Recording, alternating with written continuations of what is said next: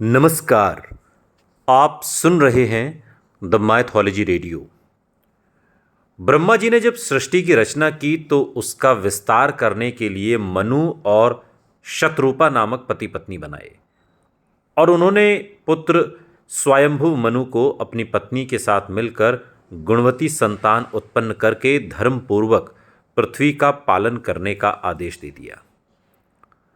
मनु जी ने तब हाथ जोड़कर पिता की आज्ञा का पालन करना स्वीकार किया और प्रार्थना की कि पृथ्वी के बिना वो अपनी भावी प्रजा का पालन कैसे कर सकेंगे, क्योंकि सारी पृथ्वी तो जल में डूब गई है।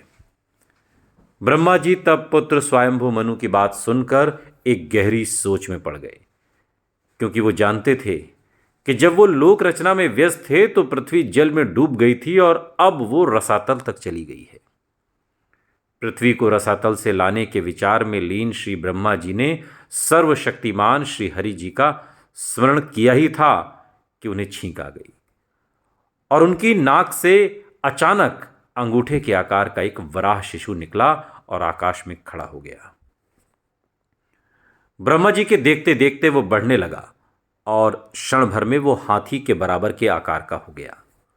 उस वराह मूर्त को देखकर मारीचि आदि मुनिजन, सनकादि और स्वयंभू मुनि सहित ब्रह्मा जी के भी विचार करने लगे कि नाक से निकला अंगूठे के पोरुए के बराबर दिखने वाला ये प्राणी कैसे एकदम से बड़ी भारी शिला के समान हो गया।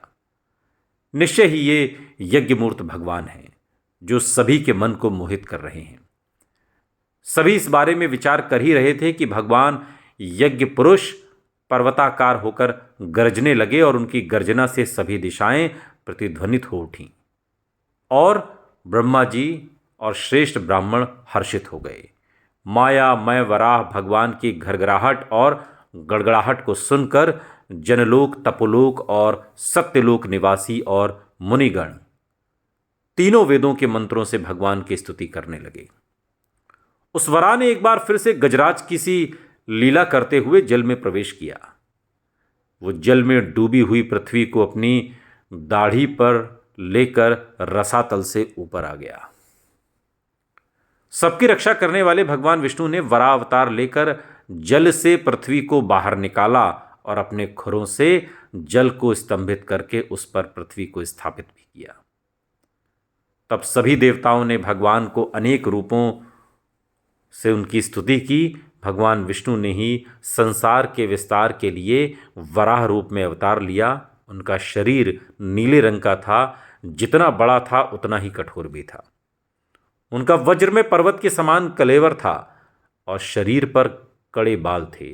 बाण के समान पैने खुर थे, दांत सफेद और कठोर थे और नेत्रों से तेज निकल रहा था और वो बड़ी तेज गर्जना कर रहे थे। सुकर रूप धारण करने के कारण वो अपनी नाक से सूंघते हुए पृथ्वी की खोज कर रहे थे। शास्त्रों के अनुसार भगवान के बैकुंठ धाम में जय और विजय नामक दो द्वारपाल थे जो वहां भगवान लक्ष्मी नारायण की सेवा करते थे। एक बार सनकादि मुनीश्वर जब बैकुंठ धाम में भगवान विष्णु और लक्ष्मी जी से मिलने के लिए गए तो जय और विजय के आसुरी स्वभाव को देखते हुए उन्होंने उनके साथ उचित व्यवहार नहीं किया, जिस कारण चारों सनकादिक भाइयों ने उन्हें पृथ्वी पर जाकर असुर बनने का श्राप दे दिया और उसी के प्रभाव से दीति के गर्भ से जय और विजय ने जन्म लिया और उनका नाम प्रजापति कश्यप ने हिरण्याकश्यप और हिरण्याक्ष रखा। दोनों भाइयों ने कठिन तपस्या करके ब्रह्मा जी से अलग अलग वरदान पाए। हिरण्यकश्यप ने अनेक शर्तें रखकर ब्रह्मा जी से न मरने का वरदान प्राप्त किया और उसे मारने के लिए भगवान ने नरसिंह का अवतार लिया और उसे उसके दिए हुए वचन के अनुसार ही मारा। दूसरे भाई हिरण्याक्ष को मारने के लिए भगवान ने वराह अवतार लिया। हिरण्याक्ष ने जब दिग्विजय की तो उसने सारी पृथ्वी को जीत लिया। वो पृथ्वी को उठाकर समुद्र में ले गया।